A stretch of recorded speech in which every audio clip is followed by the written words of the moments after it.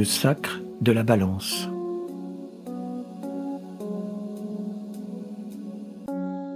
Rosella et Yorki venaient de recevoir le sacre de la balance, qui était la forme moderne du mariage. Une alliance inter-institut entraînait quelques formalités particulières et des mesures délicates pour ajuster les balances. Rosella adhérait à Harmonia et Yorki au mouvement familial occidental et chrétien. Les deux organismes s'étaient mis d'accord pour que le couple fût pris en charge par le mouvement occidental et chrétien, dont dépendaient Bayer, Nerec, Volkswagen et la Française des Pétroles. Rosella et Yorki étaient jeunes, assez beaux, en bonne santé physique et mentale. Ils avaient chacun une excellente situation. La jeune femme était hôtesse d'accueil dans un centre Harmonia et Yorki, électronicien dans une filiale du mouvement. Les plateaux s'équilibraient à 0,02 points près, la marge de tolérance habituelle allant de 0,1 à 0,15 points. C'était une belle performance. En accord avec le cliché publicitaire le plus éculé, il coulait des jours heureux entre le travail agréable et enrichissant, les distractions nombreuses offertes aux gens intelligents par une société éclairée et, bien entendu, l'amour. À partir de 0,05 points d'écart commençait l'amour fou. Leur plus grande joie était de rapprocher leur balance et de voir les deux traits bleus s'aligner presque exactement. Ils appuyaient parfois sur la touche connexion et écoutaient avec un plaisir extrême la pure source d'harmonie symbolique. La taxe à payer à l'Institut était de 100 points heure, mais cela valait la peine. On prétendait même que le son variait suivant l'état d'âme et le désir des partenaires. Le seul fait d'entendre cette musique exquise pouvait, quand Rosella et Yorki étaient seuls, les plonger dans l'extase. Leur vie était comme celle des millions de gens conditionnés par cet instrument magique. Il s'agissait naturellement de balances électroniques, de petites merveilles de la technologie moderne. Il existait maintenant un modèle standard reconnu par l'État et adopté par tous les organismes de relations humaines qui se partageaient en Occident le marché du cœur et le gouvernement des hommes. Un couple ne pouvait se former que lorsque les deux appareils ajustés et connectés s'équilibraient exactement, les deux traits bleus appelés plateaux se trouvant à la même hauteur sur le cadran. La programmation des balances était assurée par l'Institut, auquel adhérait le propriétaire de l'objet. Tout individu de 16 à 60 ans appartenait obligatoirement à un institut familial, ou prétendu tel. Souvent, les candidats repartaient déçus et anxieux du centre de consultation car les plateaux n'avaient pas tout à fait la même hauteur et l'union était remise à plus tard. À plus tard ou à jamais. Les instituts détenaient ainsi un pouvoir quasi discrétionnaire. Lorsque l'équilibre était réalisé entre deux partenaires, les balances émettaient ensemble un son très harmonieux qu'on appelait justement l'harmonie. Et Harmonia était aussi le nom du plus important institut familial d'Europe occidentale. L'éventualité la plus pénible, c'était le déséquilibre des plateaux après un certain temps d'union. La programmation des balances étant revue tous les ans par les spécialistes des instituts. Dans ce cas, le service de thérapie familiale de l'institut concerné prenait les partenaires en main. Son résultat probant, au bout de 6 mois, la séparation était prononcée par le service juridique de l'institut. Cette formalité avait un point commun avec l'ancien divorce, elle coûtait cher.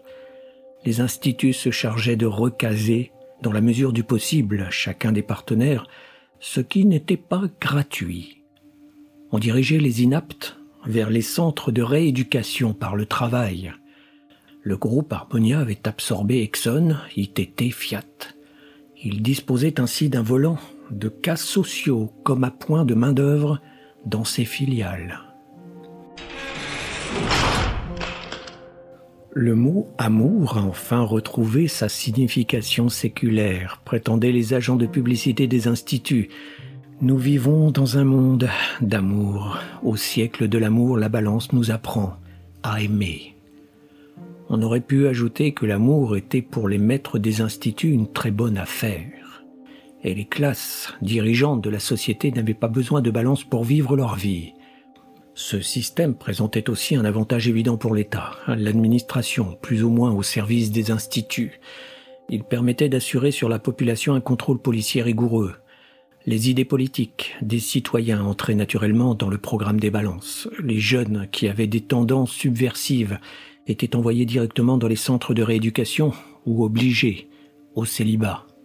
Chaque balance contenait le schéma personnel de son propriétaire, c'est-à-dire un curriculum vitae détaillé et une analyse psychologique approfondie. Et bien entendu, un double de ce programme figurait dans les mémoires des réseaux d'ordinateurs contrôlés par l'État et les instituts. Certaines liaisons hors alliance étaient admises par les instituts dans des conditions précises et moyennant une taxe élevée. Tout débordement illégal, c'est-à-dire hors programme, entraînait au minimum pour le fautif la confiscation de la balance qui devait être rachetée avec la taxe d'État presque une année de salaire d'un petit employé. Au-delà, c'était le camp de rééducation assorti d'une amende que le contrevenant ne pouvait souvent acquitter qu'en se faisant pour un bon bout de temps l'esclave volontaire de son institut. Finalement, il y avait le service de thérapie personnelle dont parfois on ne revenait pas.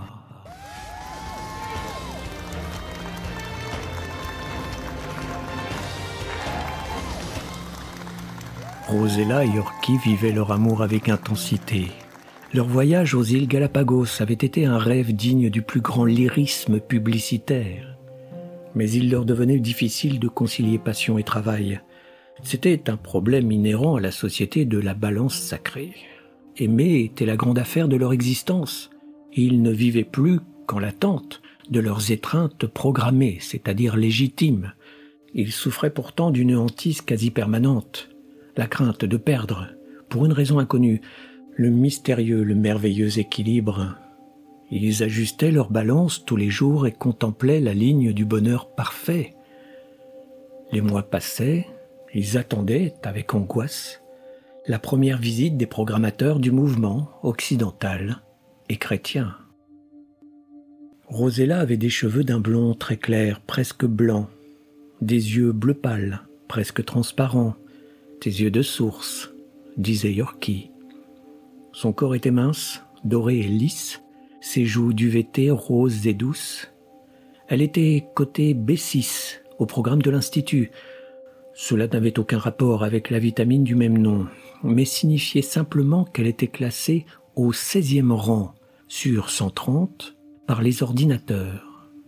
Au point de vue du charme physique et de l'attirail sexuel, 100 ans. Yorkie avait un visage un peu étrange, pâle avec des traits accusés, des yeux verts frangés de cils très noirs, un front haut, une chevelure sombre et bouclée. Sa bouche était toujours entr'ouverte comme pour un appel au plaisir et à l'amour. C'était un B3, sur le plan esthétique et à traits sexuels, un 13e rang, donc, mais il n'existait que 75 classes chez les hommes. Il avait 26 ans, 4 de plus que Rosella. Leur fiche caractérielle à tous deux portait précisément la même mention NT41, ce qui était excessivement rare. L'électronique n'avait jamais passionné Yorkie. Ce garçon sentimental et secret, comme sont tous les N41, rêvait de voyager dans le temps et de devenir contrôleur à bord d'un transsibérien au début du XXe siècle. En outre, il écrivait des poèmes, ce qui n'était pas interdit. Selon une formule célèbre, rien n'était interdit dans cette société hyper-libérale, mais tout était contrôlé. Eh bien, depuis qu'il vivait avec Rosella, Yorkie pensait moins au transsibérien et presque plus à son travail. Cette heure de laboratoire à tirer, c'était l'ancien continent à traverser dans sa grande largeur. Quant à Rosella, toujours hôtesse d'accueil dans un service d'inadaptés, il lui arrivait maintenant de mélanger les dossiers. De jeunes délinquants étaient dirigés vers des maisons de retraite accélérées, des vieillards déclassés se retrouvaient dans des centres de travail non salariés. C'était, comme on dit, l'amour. Les programmateurs vinrent.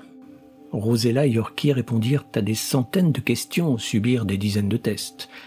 Ils furent même convoqués au service psychologique de leur institut, le mouvement familial occidental et chrétien. Après de nouveaux examens, on leur apprit enfin l'étonnante nouvelle. Leur ligne de balance s'était encore rapprochée. L'équilibre était maintenant réalisé à 0,01 point près, ce qui était considéré comme la limite de l'accord parfait, dans l'état actuel des sciences humaines. Rosella et Yorkie ne furent pas tellement étonnés. Ils se sentaient malades d'amour l'un pour l'autre. Ils déclarèrent au psychologue qu'être séparés pendant les longues heures d'une journée de travail leur causait une souffrance grandissante, et ils demandèrent à être rapprochés.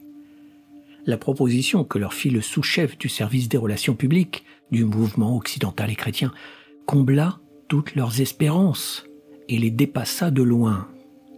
On leur offrait de devenir professionnels ensemble pour le compte de l'Institut.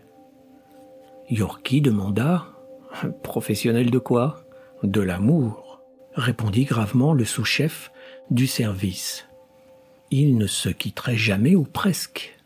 Ils se montreraient ensemble à la télévision, poseraient ensemble pour les photographes, assisteraient ensemble à de merveilleuses réceptions, etc. Leur tâche consisterait simplement à montrer au monde combien ils s'aimaient. Il existait déjà dans le monde 2 ou 3 couples qui remplissaient avec bonheur cette noble fonction, mais le mouvement n'en employait encore aucun. Le salaire de début atteindrait 750 000 PH pour chacun. Confondus, Yorkie et Rosella balbutièrent une acceptation enthousiaste. Leur cher institut leur offrait la porte du paradis. Ils prirent 8 jours plus tard leur nouveau poste. Rosella reçut 2 douzaines de robes pour mieux servir l'amour.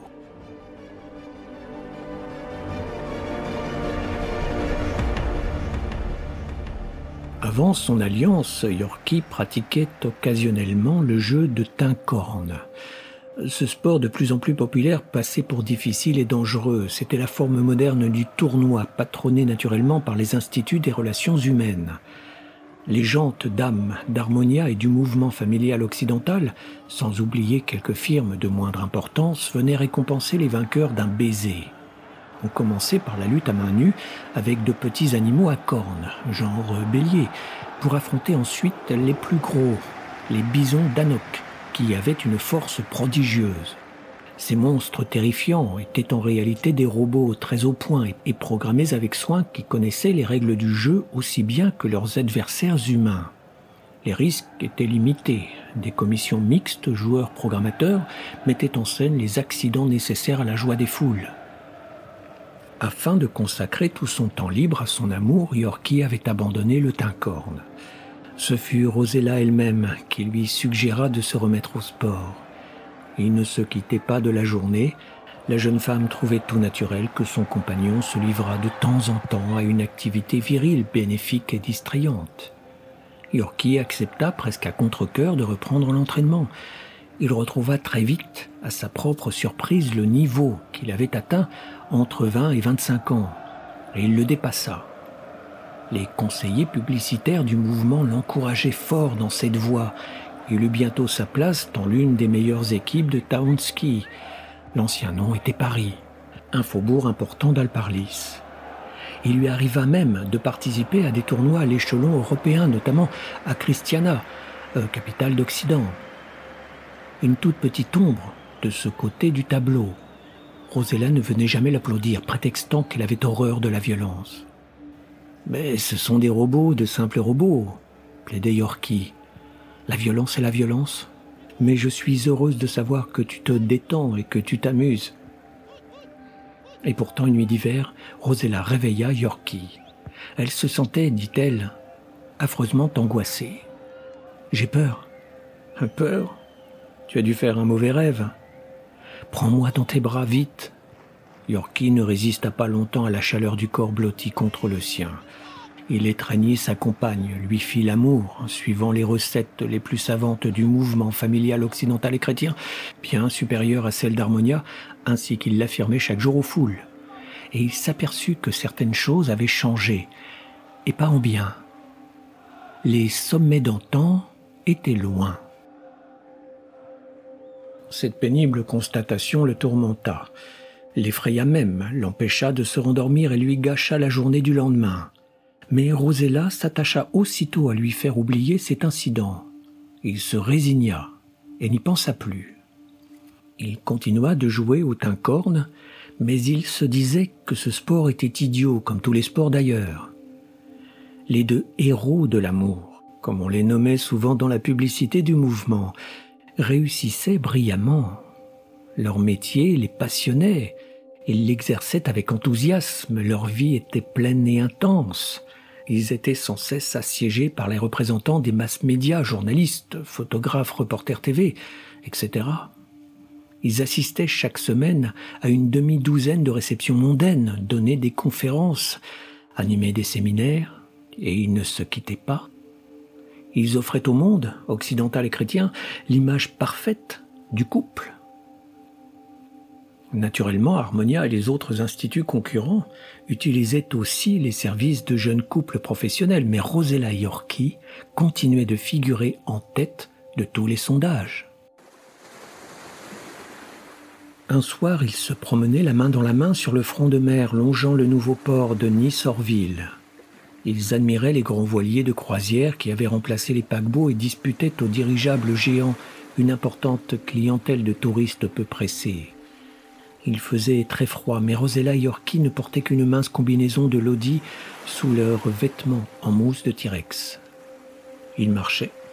Yorkie se sentait un peu anxieux, il trouvait sa femme étrange depuis quelque temps. Tous deux s'étaient engagés par contrat à faire l'amour 2 fois par jour, au moins, sauf raison médicale ou cas de force majeure. Or, il était arrivé que Rosella refusa toute relation conjugale pendant près de 48 heures. L'eau était d'un noir bleuté. Quelques reflets de lune dansaient sur les ponts des bateaux. Le clapotis des eaux contre la berge de corail artificielle rendait un son de girouette rouillée. Un vent glacé soufflait par saccades et gémissait entre les hauts-mâts. Rosella frissonnait. Yorkie, ce jeune homme fait pour le bonheur et qui avait la chance de vivre dans un monde de bonheur, s'aperçut qu'il était pour la première fois de sa vie malheureux, et il eut honte. « J'ai froid, » dit Rosella. « Moi aussi. » convint Yorkie. « Rentrons. » Ils rentrèrent. 15 jours plus tard, après un match de tincorne, Yorkie fut interpellé par un homme vêtu d'un imperméable beige et coiffé d'un chapeau en plastique. « Jack Guéram, de la sécurité du mouvement. J'ai une mauvaise nouvelle à vous annoncer. » C'est ainsi que Yorkie apprit par un flic familial occidental et chrétien que Rosella le trompait avec un A1. Autrement dit, un garçon beau comme un dieu, tant pis pour le cliché. D'abord, Yorkie secoua la tête sans comprendre. « Rosella et moi, nous aimons comme au premier jour, » dit-il stupidement. L'agent de la sécurité ricana. « Mon vieux, un A1, vous avez déjà vu un type classé en première catégorie ?» Yorkie dut convenir qu'il n'en avait jamais vu. En rentrant chez lui, il trouva l'appartement vide. Rosella avait rejoint son institut d'origine, Harmonia. Le couple le plus parfait de l'Occident n'existait plus. « A1 » se disait Yorkie. « A1, A1, A1 » L'enquête prouva que l'amant de Rosella était un agent secret d'Harmonia. Il avait bel et bien pour mission de briser le fer de lance publicitaire du mouvement. Quelques jours plus tard, Yorkie entrait à son tour dans les services spéciaux de son institut, division Action. Il fut chargé d'exécuter le A1 d'Harmonia. Ce beau jeune homme mourut à l'hôpital, défiguré par un jet d'acide. C'est ainsi que débuta la guerre des instituts. Les robots du jeu de tincorne furent rapidement transformés en machines de combat qui chargeaient au cri « Pour l'amour, meurs !» Ces événements aboutirent 25 ans plus tard à la destruction des instituts et à la désacralisation de la balance. Yorkie était tombé en service commandé la 6e année de la guerre. Quant à Rosella, elle contracta une deuxième alliance avec un F8 et ne fit plus jamais parler d'elle.